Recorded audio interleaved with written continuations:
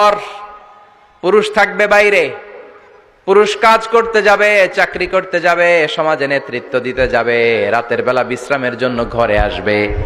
আর নারী সারাদিন সারা সময় ঘরে থাকবে, ডাক্তারের কাছে যাওয়ার জন্য ঘরের বাইরে যাবে, জরুরি প্রয়োজনে ঘরের বাইরে যাবে, ঠিক কিনা? তাহলে ঘরটা বেসিক্যালি নারীদের, ঘর নারীদের দখলে, আর বাহিরটা আমাদের দখলে। এটা হচ্ছে আল্লাহর দেয়া সিকোয়েন্স। সুবহানাল্লাহ পড়েন। কিন্তু নারীরা এখন ঘর থেকে বাইরে বেরোতে শুরু করেছে। আল্লাহ সিকোয়েন্স দিলেন নারী থাকবে ঘরে, পুরুষ বাইরে। আমরা উল্টায় ফেলছি, এখন আমরা থাকি ঘরে, নারীরা চলে গেছে বাইরে। এজন্য জ্বালা যন্ত্রণা ফ্যামিলির ভিতরে বেশি না কম? আমি বলে থাকি যে নারীরা দুই জায়গায় খুব বেশি যায়, হুমড়ি খেয়ে পড়ে। এক যায় বাজারে, দুই যায় মাজারে, ঠিক কিনা? মাজারে যায় অনেক, ছেলে নাই মেয়ে নাই, ভাবে যে মাজার থেকে সন্তান পাওয়া যায়। এরকম আছে না নাই? রব্বুল আলামিন বলেন, ইয়াহাবু লিমান ইয়াশাউ ইনাসান ওয়া ইয়াহাবু লিমান ইয়াশাউ যুকুর আও ইউযাওয়িজুহুম যুকরানা ওয়া ইনাসা ওয়া ইয়াজআলু মান ইয়াশাউ আকীমা ইন্নাহু আলীমুন কাদির। তিনি যাকে চান তাকে মেয়ে দেন। আগে মেয়ের কথা বললেন, আগে ছেলে বলে নাই। তার মানে মেয়ের ভিতরে বরকত বেশি না কম? বেশি। আল্লাহ যাকে চান তাকে মেয়ে দেন, আল্লাহ যাকে চান তাকে ছেলে দেন, আবার যাকে চান তাকে ছেলেও দেন, মেয়েও দেন, আবার যাকে চান তারে ছেলেও দেন না, মেয়েও দেন না। তিনি কে? আল্লাহ। এজন্য চাইতে হবে তার কাছে, মাজারে যে চাওয়া যাবে না। আমার বোনেরা খবরদার, খবরদার, খবরদার, মাজারে যে কিচ্ছু যাবেন না। মাজারে তো আপনাদের যাওয়ারই দরকার নাই, কারণ নারীদেরকে কবরের সামনে যে কবর জিয়ারত করতে নিষেধ করেছেন মুহাম্মদ সাল্লাল্লাহু আলাইহি ওয়াসাল্লাম। কারণ নারীরা দুর্বল চিত্তের অধিকারী হয়, রক্ত দেখলে ভয় পায়, পায় না? আমরা ভয় পাই? আমরা তো জবাই করি, আমরা কুরবানির সময় আল্লাহু আকবার, রক্ত দেখলে আমরা ভয় টয় পাই না। নারীরা রক্ত দেখলে ভিড়কে ওঠে, ওরা ভয় পায়। এজন্য পৃথিবীর কোন দেশের সেনাবাহিনীর প্রধান, চিফ ইন মিলিটারি, আপনি নারী দেখাতে পারবেন না। পৃথিবীতে এতগুলো দেশ, কোন দেশের সেনাপ্রধান নারী আছে? থাকলে আমরা জানা। কোন দেশের বিচারপতি নারী আছে?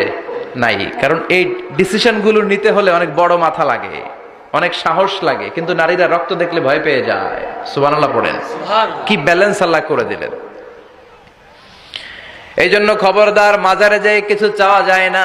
মাজারে পড়ে থাকা ব্যক্তিটা আপনার মতোই ব্যক্তি। আল মাইয়িতু ফিল কবরি কাল গারিকু ফিল বাহরি। সাঁতার না জানা ব্যক্তি সাগরে পড়ে গেলে যেমন অসহায়, কবরে চলে গেলে মানুষ তেমন অসহায়। সে কিচ্ছু দিতে পারে না, বরং আপনি কবরের সামনে যে দোয়া করে তারে কিছু দিয়ে আসবেন, ঠিক কিনা? কথা বুঝতেছেন? এজন্য মায়েরা, বোনেরা, আবারও বলি, খেয়াল করে শুনবেন, মাজারে যাওয়া যাবে না, মাজার কেন্দ্রিক হওয়া যাবে না। চাইতে হবে কার কাছে? আল্লাহর কাছে। দিতে পারে একজন, তিনি কে? আল্লাহ। কেউ যেটা দেখে না দেখে কে? আল্লাহ। কেউ যেটা শোনে না শোনে কে? আল্লাহ। কেউ যেটা পারে না পারে কে? আল্লাহ। এজন্য চাইবো কার কাছে? আল্লাহর কাছে। 24/7 সব সময় দেওয়ার জন্য ধন ভান্ডার নিয়ে তিনি প্রস্তুত, কিন্তু আমরা চাই না। এজন্য মায়েরা, যারা এতদিন মাজার কেন্দ্রিক ছিলেন, এই অভ্যাসকে আপনারা পাল্টে ফেলেন। মাজারেও যাবেন না, বাজারেও যাবেন না। জরুরি প্রয়োজনে হিজাব মেনটেন করে বাজারে যাওয়া যেতে পারে, কিন্তু এই কাজটা মূলত পুরুষদের। কাদের? কথা বলেন। এজন্য আল্লাহ বললেন, ওয়াকারনা ফি বুয়ুতিকুন, নারী তোমরা ঘরে থাকো। কিন্তু ঘরে না থেকে এখন বাজার কেন্দ্রিক, মাজার কেন্দ্রিক, ঘরে থাকতে চায় না। ঘরেই যে আল্লাহ কত দায়িত্ব দিয়েছে নারীদের। এক একটা ঘর, এক একটা ফ্যামিলি, এক একটা ফ্যামিলি, এক একটা ইনস্টিটিউশন, প্রতিষ্ঠান। আর এই প্রতিষ্ঠানের এমডি, ম্যানেজিং ডাইরেক্টর হচ্ছে এক একটা মহিলা। চিল্লা এখন, ঠিক কিনা? রব্বুল আলামিন নারীদেরকে ঘরের এমডি বানালেন, বাড়ির এমডি, ম্যানেজিং ডাইরেক্টর। অনেক কিছু ম্যানেজ করতে হয়।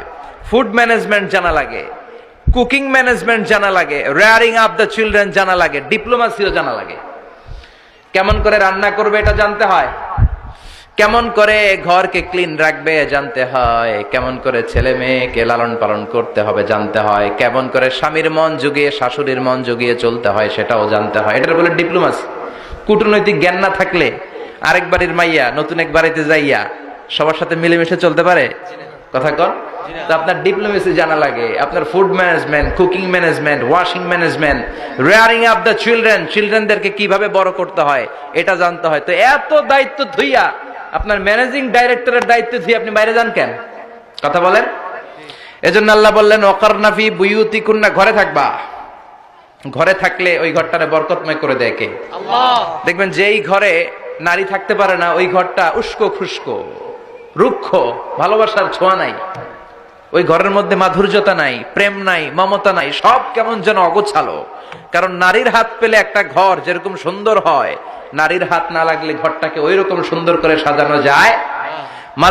মাঝে মাঝে আমরাও ঘর গুছাই, মাঝে মাঝে আমরাও ঘরকে পরিচ্ছন্ন করতে চাই, কিন্তু মেয়েরা যেমন করে সাজায় আমরা তেমন করে পারি নাকি? কথা কয় না? কথা বলেন, পারি? আমরাও মাঝে মাঝে রান্না করি, মহিলা রান্না করলে যেই স্বাদ হয় আমাদেরটা ওইটা হয়। কথা বলেন। এজন্য আল্লাহ বললেন ওয়াকারনা ফি বুয়ুতিকুন্না, ঘরে থাকবা। পুরুষরা থাকবে বাইরে, তোমরা প্রয়োজনে বাইরে যাবা, আর পুরুষরা রাত্রি বেলায় বিশ্রামের প্রয়োজনে ঘরে আসবে। কার কথা? কার কথা? আবার আল্লাহ নারীদেরকে বললেন চোখ নামাও, আমাদেরকেও বললেন চোখ নামাও, তাদেরকেও বললেন চোখ নামাও। ওয়াকুল্লিল মুমিনাতি ইয়াগদুদনা মিন আবসারিহিন, ও নবী নারীদেরকে বলেন তারাও যেন পরপুরুষ দেখলে চোখ নামিয়ে রাখে। ওয়াহফাজনা ফুরুজাহুন্না, তারা যেন তাদের প্রাইভেটসকে হেফাজত করে। ওয়ালা ইউবদিনা যিনাতাহুন্না ইল্লা মা যাহারা মিনহা, দেহের সৌন্দর্য যেন বের না করে দেয়। ওয়ালিয়াদরিবনা বিখুমুরিহিন্না আলা জুয়ুবিহিন্না, আর তাদের বুকের উপরে যেন একটা চাদর নামিয়ে দেয়। সুবহানাল্লাহ। ওড়নাটা যেন উন্নত বক্ষটা তারা ঢেকে রাখে। এখন বুকের উপরে ওড়না থাকে না, ওড়না থাকে গলায়, ঠিক কিনা? অবশ্য এইখানে যে বোনেরা আসছে এদের এই সমস্যা নাই, এরা সবাই বোরকা পরে আসছে, এদের আত্মীয় স্বজনের মধ্যে ঝামেলা থাকতে পারে। তো আপনারা যে পৌঁছে দিবেন, ওড়না থাকবে কোথায়? নারীদের বুকের উপরে ওড়না থাকবে, চাদর থাকবে, গলার মধ্যে ওড়না রাখার জন্য বলা হয় নাই। ওয়ালিয়াদরিবনা বিখুমুরিহিন্না আলা জুয়ুবিহিন্না, বুকের উপরে রাখো, নিজেকে ঢেকে রাখো, হেজাব করো। হেজাব করলে নারীর মর্যাদা বাড়িয়ে দেয় কে? আল্লাহ। সম্মানিত বোনেরা, নারী স্বাধীনতার কথা যারা বলে টেলিভিশনে, এগুলো শুনে আপনারা ভড়কে যাবেন না, এগুলো শুনে আপনারা পাগল হবেন না। মনে রাখবেন হেজাব আপনার অধিকার, হেজাব নারীর অধিকার, এটা নারীর সৌন্দর্যের প্রতীক, হেজাব নারীর আভিজাত্যের প্রতীক, হেজাব নারীর সৌন্দর্যের প্রতীক, আভিজাত্যের প্রতীক, তার রূপের প্রতীক, এটা তার অধিকার। চিৎকার করে বলেন ঠিক কিনা? কেমন করে হেজাব দেহ থেকে সরাতে হয়, কেমন করে দেহ থেকে কাপড় নামানো যায়, এটা হইল শয়তানের মিশন। এটা কি? শয়তান যখন নিষিদ্ধ ফল সাইয়েদনা আদম আর হাওয়া আলাইহিস সালামকে খাইয়ে দিল, সাথে সাথে জান্নাতের কাপড় পড়ে গেল। জান্নাতেও কাপড় খুলে দিল, দুনিয়াতেও খুলে, ঠিক কিনা? শয়তানের মিশনই এইটা, কাপড় যত কমানো যায়, কাপড় যত কমানো যায়। এজন্য খবরদার, আপনারা অনেক সম্মানিতা, খেয়াল রাখবেন পৃথিবীতে যে জিনিসের মর্যাদা যত বেশি, সম্মান যত বেশি, যেটা যত বেশি দামি ওইটা তত বেশি প্যাকেটের ভিতরে থাকে, ঠিক কিনা? ঝিনুকের ভিতরে থাকে মতি, মতি খোলা থাকে না। স্বর্ণ অলংকার, স্বর্ণের দোকানে যখন যাবেন দেখবেন শাটারের সামনে এত বড় বড় তালা, অন্য দোকানে এত মোটা তালা নাই। আবার যেখানে গ্লাস ফিটিং করা স্বর্ণ রাখা হয় ওইখানেও কয়েকটা লকার সিস্টেম আছে না নাই?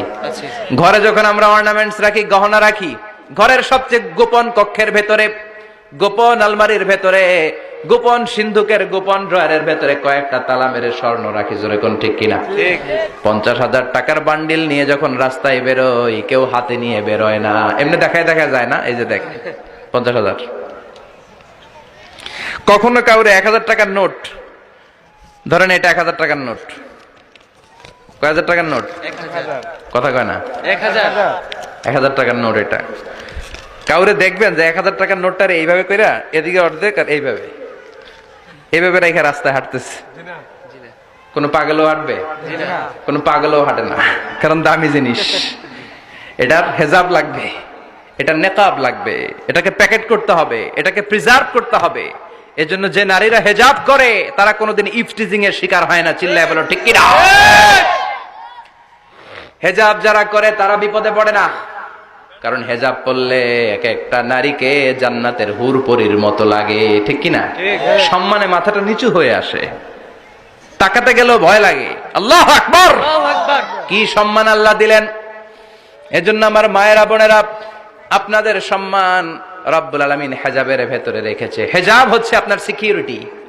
হেজাব কি? এটা আল্লাহর দেয়া আপনার জন্য সিকিউরিটি। আপনি আপনার সিকিউরিটিকে নষ্ট করতে পারবেন? এজন্য ইসলাম বলে খবরদার, নারী যদি কোনো দূরের জায়গায় সফর করে, দূরের রাস্তায় সফর করে, নারী যেই তো সম্মানিত, একা একা কোনো নারী যেতে পারবে না। সিকিউরিটির দরকার আছে না নাই? বডিগার্ডের দরকার আছে না নাই? কেউ যখন বাংলার জমিন থেকে মক্কায় উমরা করতে যায়, মাহরাম পুরুষ না থাকলে তারে ভিসা দেয়, কারণ সম্মানিতা, বডিগার্ড লাগবে। জানেন এটা? মাহরাম পুরুষ যদি না থাকে, এই মাহরাম হচ্ছে বডিগার্ড। মাহরাম পুরুষ না থাকলে উমরার ভিসা হয় না, হজের ভিসা হয় না, কারণ লম্বা সফর, আর যে সফর করবে সে সম্মানিতা। সম্মানিতা নারীর জন্য সিকিউরিটির দরকার আছে না নাই? বডিগার্ড লাগবে কি লাগবে না? কি সম্মান ইসলাম আমাদেরকে দিল বুঝলামই না আমরা। আপনাদেরকে প্রোটেক্ট করার জন্য, আপনাদের সিকিউরিটি এনশিওর করার জন্য আল্লাহ তাআলা হিজাবের বিধান দিয়েছে। চিল্লায় পড়েন সুবহানাল্লাহ। এজন্য নারীর সম্মান, নারীর মর্যাদা রব্বুল আলামিন হিজাবের ভেতরে দিয়েছে। আবার নারীর মধ্যেও হিজাবের তারতম্য আছে না নাই? যাদের বয়স বেশি তাদের হিজাব কম, যাদের বয়স কম তাদের হিজাব বেশি। সুবহানাল্লাহ, কি ব্যালেন্স! কিন্তু রাস্তায় দেখবেন নানির হাতে হাত মোজা, নানি নাতনি, নানির হাত মোজা আছে, পা মোজা আছে, গায়ে বোরকা আছে দুইটা, সাথে